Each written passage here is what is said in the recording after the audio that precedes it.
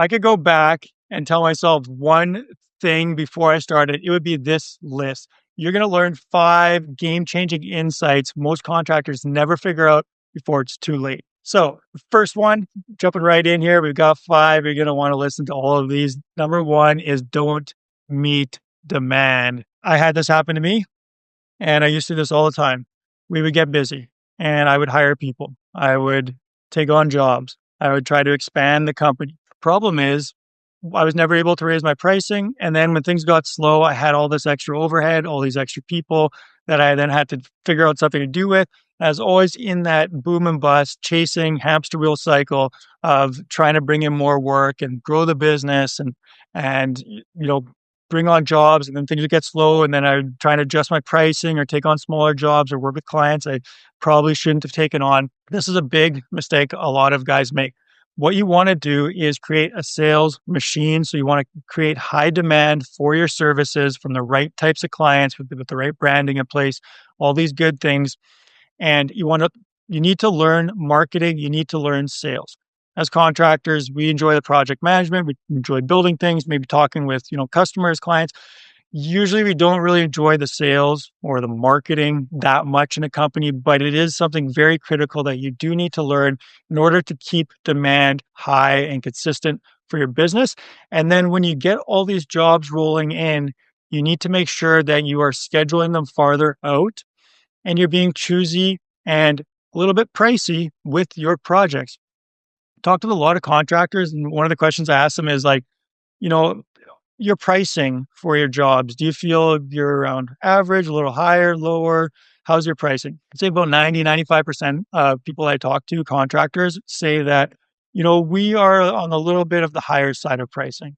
So how can that be that 95% of contractors are on the higher side of pricing? Often we think that our pricing is too high when it's actually other things, because you're going to get feedback from clients of like, oh, the prices are too high, because it's something easy they can say. And it's also something that they're going to say anyways, because they're hoping they want to get it lower. Of course, price is too high. Price on everything is too high. I want everything for cheap and free and the best ever with having to pay for it, right? So realize that that is just typically an excuse.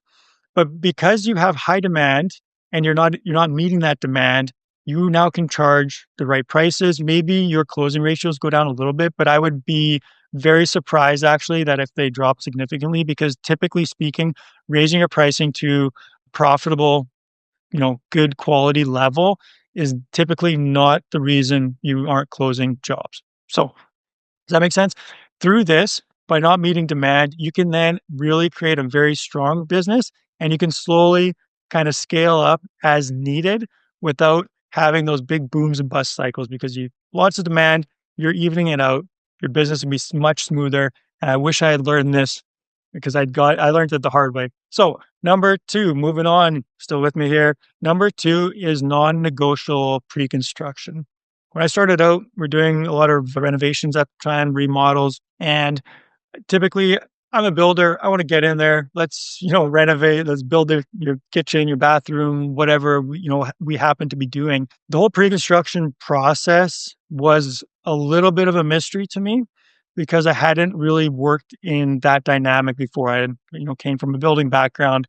So things like selections, design, even like the whole estimating of like ballpark, rough, detailed, drill down estimating, like what's the difference, having a good plan in place. All of that was not something I knew really well. But when I started to really get serious about like, we are not starting a project non-negotiable until we've got all the pre-construction done. So clients need to have all the selections on paint colors, tile, flooring, whatever it may be that you're putting in, they need to have that selected before you step foot on site. The whole design needs to be in place, whatever design is, if they're getting blueprints or, if some other type of like architectural or whatever, you need these things, permits, but all the design decisions, everything needs to be completed, non-negotiable before the project starts. I didn't used to do this. When I started doing this, our client experience got so much better. Projects were much easier to manage, because now we're not standing there with the client with their floors ripped out saying like, which flooring are we putting in, because you didn't Like, you were supposed to get this done. You didn't select it on time. Now the one that you want, we have to either wait and stop production for a week to get it in, or we go with something else that's available off the shelf, right? So just things like that that don't ever need to happen, that even if it's the client's fault, it's still yours because you're upriver and you should have known better and you should have made that a non-negotiable. So very important. All the pre-construction done, selections, design, estimating, as well as planning. So having your guys mobilize the site, having all your orders ready, so anything that has long, cabinets, faucets, whatever you may need needs to be ordered ahead of time. Everything set in place. So when you hit go, you have that start date. It's just like bing, bada boom, we're on a roll and you have a momentum going into the project. All right, making sense there. Number 3, these are hard truths that I wish I learned. Number 3 is buffer schedules. Have you ever had a project go over schedule? Have you ever had a project go under schedule? I'm guessing a lot more over schedules than under schedules because pretty much all construction projects go over schedule. So everybody thinks. But it is possible to meet schedules and even be under schedule. And the way you do that is with buffers. So if you're not creating schedules for your projects, first things first, start creating schedules. Get a schedule in place for every single project. If it's a small project, it doesn't have to be super detailed, but the big components need to be in a schedule. There's lots of softwares out there nowadays that make it really easy. By having buffers, what do I mean by this? It means between your concrete and your framing, have a day or two buffer because if the weather is bad, if they don't pour on time, if they can't show up to strip the forms in time, you do not want people working over each other, especially your rough trades like electrician, plumber, HVAC. I think you've probably heard before them complaining about why are we here? The other guy's not done. Just go anyways. You guys need to work it out. We need to stay on schedule. Have a bit of a buffer. Keep everybody happy. Inevitably, something's going to go over schedule. Something's going to take longer. Having a day or two buffer between your big trades is really important. And then between big phases. So if you've got important inspections, like, pre-board inspection for your rough-ins or your insulation, things like that, important client walkthroughs, big phases of projects, have some buffer there. And then the last buffer, which nobody really thinks about, is have a buffer between clients. Really important here. So what do I mean? You're going to have multiple projects going at any one time, and you're going to tell that client who wants to get started right now that you can put them in the schedule in 4 weeks or 6 weeks. And they're like, oh, why do I have to wait? And then you're like, okay, well, we'll put you in. We can get started 5 weeks, right? 5 weeks comes around. The other project's over schedule. You've got a bunch of stuff that came up. Guy's sick, whatever. Now you're going to have to phone the client and tell them, like, we're going to have to push it out 2 weeks or what have you, right? So have some buffer in between clients because it's probably going to come up that project may go over schedule. And if it doesn't and it's on time, how awesome is it to call the client and let them know, give them a heads up, like don't do it the day before, but hey, we can start your project sooner. Do you mind if we get started, a week sooner or what have you? And we can get going on this right away. So that is going to help you a lot. And as long as you've got projects going on, you can always move guys around as needed, but have some buffer there. So making sense. Again, this has saved my ass a lot of times. Buffers are amazing. Love them. Number 4. So number 4, then we got number 5. All of these are going to make you a much better contractor. It's going to make contracting so much easier. Stop doing it the hard way. Learn from my mistakes. Number 4 is hire an assistant. Everybody in business waits too long to hire an assistant. When you start, hire an assistant. The assistant doesn't need to be a full-time personal assistant or secretary. Anybody who can help you, who can do basic tasks and work part-time is enough. Could be only 5 hours per week, 10 hours per week. So not having, money or wanting to have more people or employee, that's all garbage. You need an assistant like yesterday. There's going to be $20 tasks that you're doing, probably a lot of them, especially if you're still wearing all the hats, that you can easily pay someone else less money. Could even be a virtual assistant, $10, $15, $20 an hour, whatever it may be. Take that off your plate.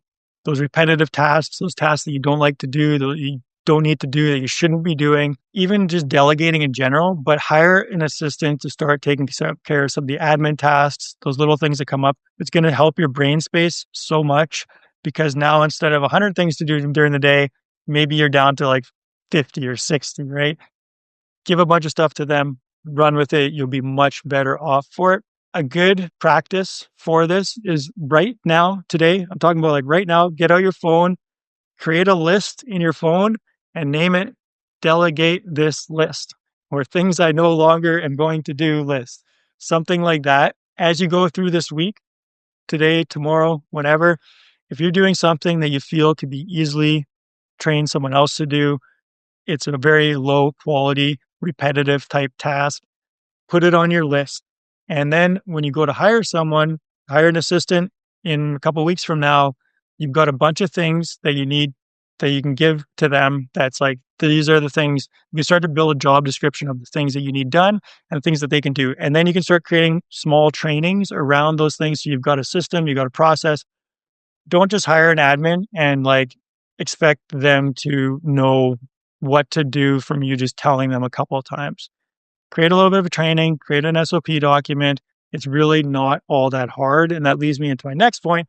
Number 5, this is the biggest one of all of them. This is the grand finale. And this is what really set me free in business and which many contractors just don't figure out in time. And that is work very hard on systems. So you've heard about work on your business, not in your business.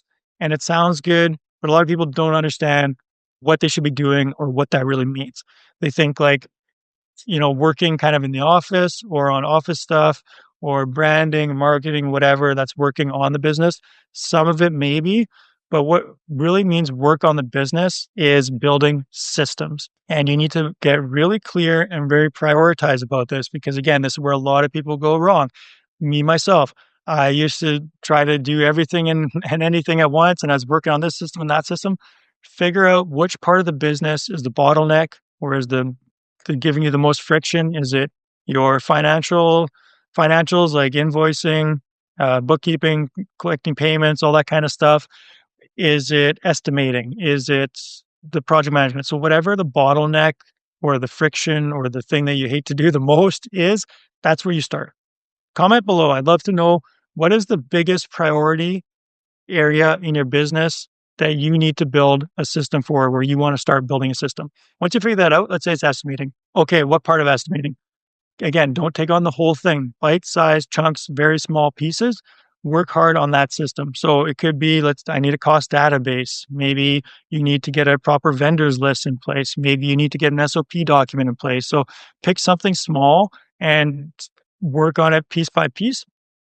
Bite-sized, there's pretty much 2 components of any system that you need to get in place. The system could be software. It could be a number of, different things. Systems is pretty vague. And I know a lot of people are a little bit confused. So if you're confused about it or you want training on specific systems, go check out my other videos. Got tons of videos. Systems is what I do. It's what we do for clients. We help them systematize their businesses. But you're going to need an SOP document. So one SOP document for different functions. So one for project management, one for estimating, one for marketing, one for sales. Then you're going to create a training video. Once you got the SOP document, you create a training video on the SOP document. Not very hard to do. Again, I've got other videos that explain exactly how to do it. Contracting was hard until I learned these 5 things. You've got it all. You can now make contracting a heck of a lot easier. You're well above everybody else doing this. Trust me, it took me years to figure all that out. Here's the best to you being successful. Go check out my other videos. See you on the next one.